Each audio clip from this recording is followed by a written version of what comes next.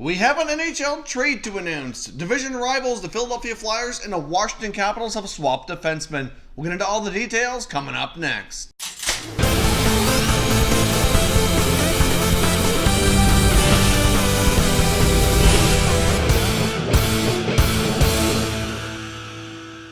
Welcome back to Top Shelf Hockey. If you're new to the channel, thanks for stopping by. We review and discuss all 31 NHL teams, so if you're a huge hockey fan, consider subscribing and clicking the bell so you don't miss anything. So we have an NHL trade to report here. Obviously, we're not far removed from the Stanley Cup Finals being over, and as we discussed yesterday, I did expect the activity in the trade front and the free agent rumors especially to really pick up here as we get ready to head into the NHL draft coming up a week from today. So next Friday night, the NHL draft will go in the first round, have the selections made, and there's expected to be, at least a fair bit of trade activity. There's going to be lots of talk. I guess we'll see how many deals actually get done. But I'm not surprised here to see these two teams both being active. The trade details are as follows. The Philadelphia Flyers have traded defenseman Radko Gudas to the Washington Capitals in exchange for defenseman Matt Niskanen. Now, in this exchange, the Philadelphia Flyers also retain 30% of Radko Gudas' salary, obviously reducing the cap hit going to Washington. Now, Gudas only has 1 year left on his contract, so it's a small price to pay for Philadelphia to retain that just for this coming year. They have all kinds of cap space, as we've discussed before, so I expected Chuck Fletcher to be making many moves. We discussed the fact that they likely want to retool on their blue line. Radko Gudas, it wasn't a player I had necessarily pegged to be traded, but I had indicated I really felt that the Flyers were going to shake up their blue line, probably even trade one of their younger defensemen, possibly Shane Gostisbehere, and bring in a little bit more of a veteran presence back there. I didn't expect it to be Matt Niskanen. I didn't expect these two division rivals to be hooked up here in a trade, but as we discussed in the Washington Capitals offseason trade plan video, I did say that Matt Niskanen for me was a prime candidate that Washington would be trading this offseason because they need to really shed some salary and create some additional cap space. They have a lot of contracts that are needing to be looked after this summer, and they don't have a ton of space to do it. So shedding some salary was an absolute must. I had indicated Niskanen and possibly one of the bigger names maybe being moved out of Washington this summer as well. I guess will remain to be seen what other moves the Capitals make, but from a salary perspective, this makes a lot of sense for Washington, and to a degree, it makes a lot of sense for Philadelphia here as well. Now, of course, as we know, neither of these guys are very offensively talented.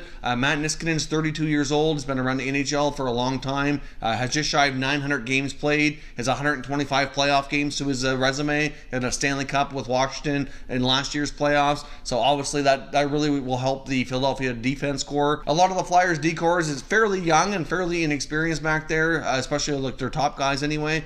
So he'll be a good mentor and a good defensive addition to really bolster that blue line. They can afford the cap hit, and overall, I think this is a good move for the Flyers to acquire Niskanen. Of course, by losing Gudas, though, they do lose that physical edge. As we know, Gudas plays, a very physical style of game, sometimes crosses the line, get himself some trouble with suspensions. But overall, his defensive play might not be the best out there, but he is a unique style of defenseman that certainly brought a lot of physicality to his game. So they will be missing that, but they'll certainly enjoy the increased defensive awareness from Matt Niskanen. Of course, Gudas is a little bit younger as well. He's 29. So the Capitals get a little bit younger. They free up some salary. It's a player they're not tied to for a long period of time, so they can see how the 1 year experiment goes here with Gudas on the team, determine if they want to extend him or not, see how that goes.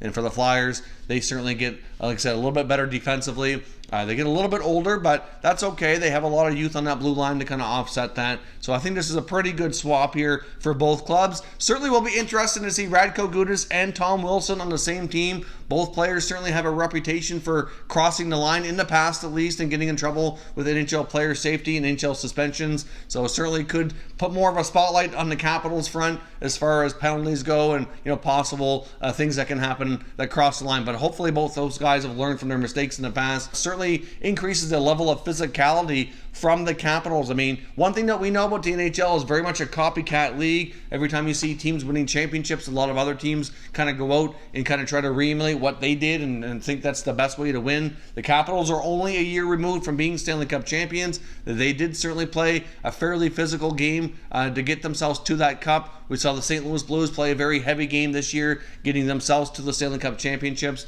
and maybe Washington feels like they were missing some of that this year, and then they needed to increase the level of physicality to be tougher to play against, to stand a better chance. But a lot of this is driven by salary as well. So interesting move here to see division rivals swapping defensemen. Who do you think wins this trade? I think you could probably make the argument here that Niskanen's the better defenseman overall, so we could probably say Philadelphia wins the deal. But at the same time, this might accomplish other things for the Capitals to make other areas of their team better as well. So overall, it might be fairly even. But I'd love to hear what you think in the comment section. If you're new to the channel, I hope you consider subscribing. We cover all 31 NHL teams, and there's plenty more content coming here your way. Daily videos coming all week as we lead up to the NHL draft. All kinds of speculation about what might happen in the NHL. So stay tuned to Top Shelf Hockey to keep yourself up to date. Thank you for watching, and I will catch you next time.